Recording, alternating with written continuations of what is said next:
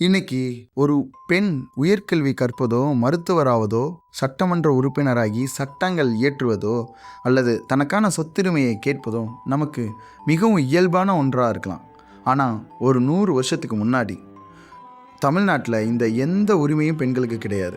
பெண்களுக்கு எதுக்கு படிப்பு என்ற கேலி பேச்சுகள், பெண்களை வீட்டை விட்டு வெளியே வரக்கூடாது என்ற சமூக கட்டுப்பாடுகள், சடங்குகளின் பெயரால் பெண்களுக்கு இழைக்கப்பட்ட கொடுமைகள் எத்தனை. இவை அனைத்தையும் தாண்டி அன்றைய இருண்ட சமூகத்தின் தடைகளெல்லாம் தகர்த்தெறிந்து இன்றைய நவீன பெண்களின் சுதந்திரத்திற்கு முதல் விதையை போட்ட ஒரு தனிநபர் யார் தெரியுமா? அவர்தான் தமிழ்நாட்டின் முதல் பெண் மருத்துவர், இந்திய சட்டமன்றத்தின் முதல் பெண் பிரதிநிதி, புரட்சியாளர் டாக்டர் முத்துலட்சுமி ரெட்டி. 1886ஆம் ஆண்டு ஜூலை திங்கள் 30ஆம் நாள் புதுக்கோட்டையின் திருக்கோஹர்ணம் எனும் ஊரில் பிறந்தார் முத்துலட்சுமி. இவரது தந்தை நாராயணசாமி, தாய் சந்திரம்மாள். 1900களில் பெண்களுக்கு பள்ளிப்படிப்பே எட்டாக்கனியாக இருந்தது. அப்பொழுதும் தன் தந்தையின் உறுதுணையோடு தமது 4ஆம் வயதில் திண்ணை பள்ளியில் கல்வியை தொடங்கினார் முத்துலட்சுமி ரெட்டி. அன்றைய சூழலில் புதுக்கோட்டை மன்னர் கல்லூரியில் சேர முத்துலட்சுமி முயன்றபோது பல பழமைவாதிகள் எதிர்த்தனர். ஆனால் மன்னர் மார்த்தாண்ட பைரவ தொண்டைமானின் ஆதரவோடு அக்கல்லூரியில் காலடி வைத்தார் முத்துலட்சுமி ரெட்டி. அன்று முத்துலட்சுமி ஏற்றிய அந்த கல்வி சுடர்தான் இன்றைக்கு லட்சக்கணக்கான தமிழ்நாட்டு பெண்கள் உயர்கல்வி பயில முதன்மை அடித்தளமாக அமைந்தது. கல்லூரியில் பயின்ற காலத்தில் முத்துலட்சுமியின் தாயார் சந்திராம்மாள் கடுமையான நோயினால் பாதிக்கப்பட்டு உயிர் நீத்தார். அந்த துயர சம்பவமே நாம் ஒரு மருத்துவராக உருவெடுக்க வேண்டும் என்று தீர்க்கமான வைராக்கியத்தை அவருக்குள் விதைத்தது. அன்றைய காலத்தில் பெண்கள் மருத்துவ படிப்பை பற்றி நினைத்து கூட பார்க்க முடியாது. பெண் நோயாளிகள் ஆண் மருத்துவர்களிடம் செல்ல தயங்கிய காலம் அது.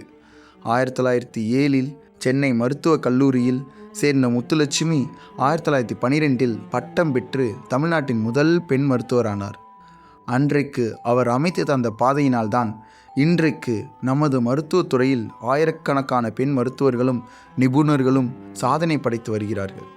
தமது வாழ்நாளில் மகாத்மா காந்தி, அன்னி பெசன்ட், சரோஜினி நாயுடு போன்ற மாபெரும் தலைவர்களோடு இணைந்து பணியாற்றினார் முத்துலட்சுமி ரெட்டி. 1926ஆம் ஆண்டு பிரான்ஸ் நாட்டின் தலைநகர் பாரிஸில் நடைபெற்ற அகில உலக பெண்கள் மாநாட்டில் இந்தியாவின் சார்பில் கலந்து கொண்டு ஆண்களுக்கு நிகராக பெண்கள் முன்னேற வேண்டும், அடிமைத்தனம் ஒழிய வேண்டும் என்று வீர முழக்கமிட்டார். இன்றைக்கு சட்டமன்றத்திலும் நாடாளுமன்றத்திலும் பெண்களுக்கு இடஒதுக்கீடு வழங்கப்பட்டு அதிகாரம் அளிக்கப்படுகிறது. ஆனால் சட்டமன்றத்திற்கே செல்லும் உரிமை பெண்களுக்கு இல்லாத காலத்தில் 1926இல் சென்னை மாகாண சட்டமன்றத்தின் முதல் பெண் உறுப்பினராகவும் துணைத் தலைவராகவும் பொறுப்பேற்றவர் முத்துலட்சுமி. அன்றைய சமூகத்தில் ஆழமாக வேரூன்றி இருந்த தேவதாசி முறை, அதனை ஒழிக்க முத்துலட்சுமி பெரும்பாடுபட்டார். பாலிய விவாக தடை, பெண்களுக்கு சொத்துரிமை போன்ற புரட்சிகரமான சட்டங்களை கொண்டு வந்து இன்றைய நவீன சமூகத்திற்கான சட்ட பாதுகாப்பை அன்றே உறுதி செய்தார். 1950களில் புற்றுநோய் என்றாலே மரணம் என்ற நிலை இருந்தது. இந்தியாவில் அதற்கான உரிய மருத்துவ வசதிகள் இல்லை. தம் தங்கையின் மரணத்தால் உந்தப்பட்ட முத்துலட்சுமி அம்மையார் தீவிர முயற்சி எடுத்து நிதி திரட்டி 1952இல் அடையாறு புற்றுநோய் மருத்துவமனைக்கு வித்திட்டார். அன்று தொடங்கப்பட்ட அந்த மருத்துவமனை இன்றைக்கும் சர்வதேச அளவில் புகழ்பெற்று லட்சக்கணக்கான மக்களின் உயிரை காக்கும் புகலிடமாக விளங்கி வருகிறது. அன்றைய அடக்குமுறை சமூகத்திற்கும் இன்றைய சுதந்திர சமூகத்திற்கும் இடையே பாலமாக இருந்தவர் டாக்டர் முத்துலட்சுமி ரெட்டி.